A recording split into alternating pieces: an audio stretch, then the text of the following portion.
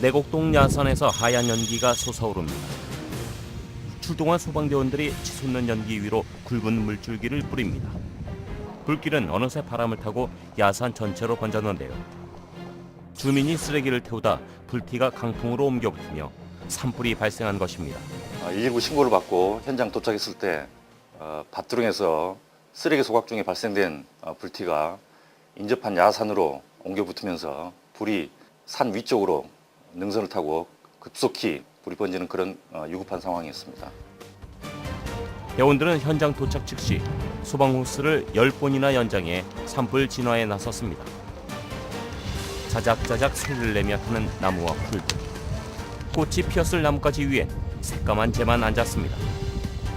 현장 접근이 힘든 야산 꼭대기는 산림청 소방 헬기가 동원됐는데요.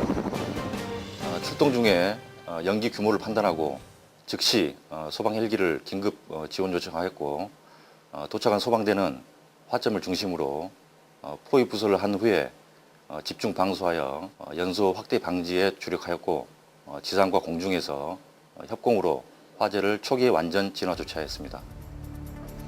불에 탄 숲은 한겨울보다도 더 앙상해 보입니다.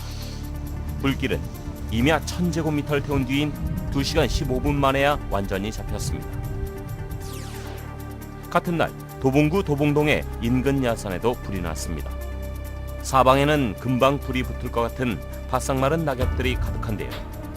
조금만 방심해도 큰 불로 번질 수 있는 아찔한 상황입니다. 선착대는 현장 도착 즉시 수관 15번을 연장해 진압에 나섰습니다. 소방호스가 닿지 않는 곳에선 주변의 흙을 덮어 불길을 잡는데요.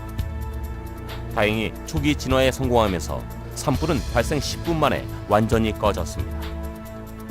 다친 사람은 없었지만 임야 90제곱미터가 불에 탔습니다. 3월 둘째 주말에 발생한 산불만 전국적으로 26건, 모두 4명이 목숨을 잃었고 임야 113헥타르가 잿더미가 됐습니다. 지난 5년간 발생한 1713건의 산불 가운데 절반이 넘는 993건이 봄철에 발생했습니다. 산불의 원인은 입산자의 실화나 불장난, 방화, 쓰레기 소각, 담뱃불 등에 의해 발생되고 있습니다. 특히 봄철에는 날씨가 풀린 탓에 행락객이 많고 건조한 날씨와 바람 때문에 봄철에 대형 산불이 많이 발생되고 있습니다.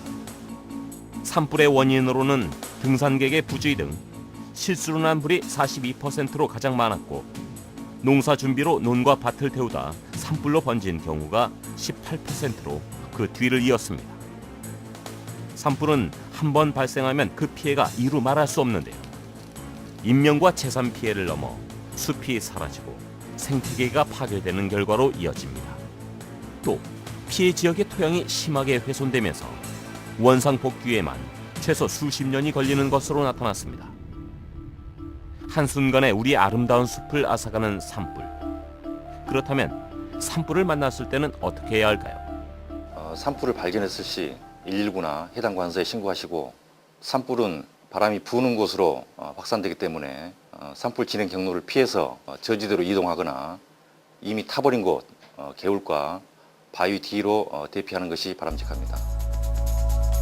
작은 불씨 하나가 수십 년 갖고 온 아름다운 숲을 한순간 잿더미로 만들 수 있다는 사실 꼭 명심하시길 바랍니다.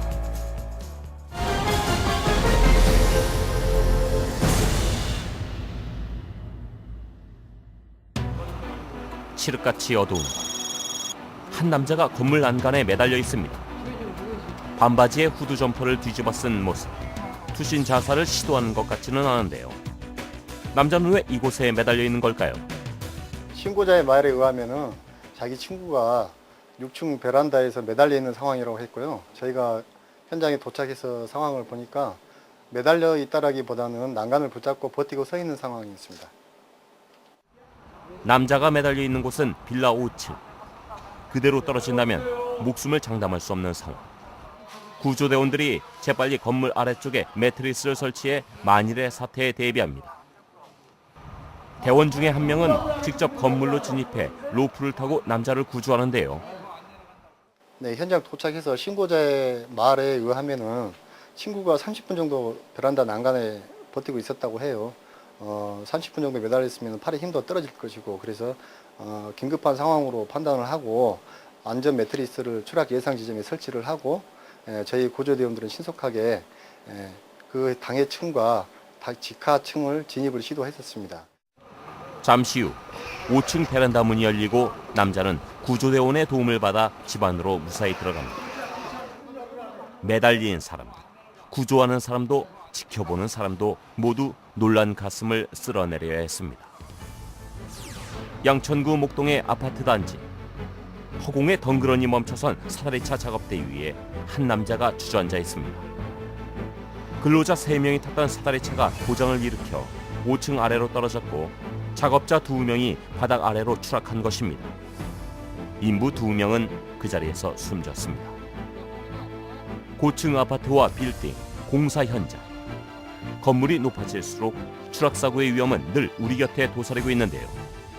추락의 유형은 너무나 많습니다. 그러나 저희들이 출동하는 상황에서의 추락의 유형을 말씀을 드리자면은 산악에 의한 추락사고, 그리고 일반 고층 건축물에 의한 공사장 현장의 추락, 그리고 마지막으로 아파트 베란다 창문에 의한 어린이의 추락, 그 정도 크게 3가지로 나눌 수가 있고요.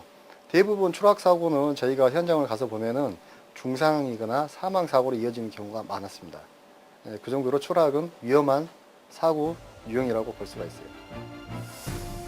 특히 어린이 안전사고 중에서 베란다 창틀이나 건물 옥상에서 놀다가 아래로 추락하는 사고가 잦은데요. 실제로 지난 1월 부산의 한 아파트에선 3살 어린이가 옥상에서 놀다 떨어져 목숨을 잃기도 했습니다. 어린이 추락사고를 막기 위해서는 난간 높이를 바닥면에서 최소 120cm 이상 유지하고 창문 잠금 장치를 어린이 손에 닿지 않게 하는 것이 중요한데요. 특히 부모가 집을 비울 때는 창문을 꼭 잠궈야 합니다. 특히 요즘 등산객들이 날이 따뜻해져서 등산객들이 많이 지금 증가가 하고 있는데요.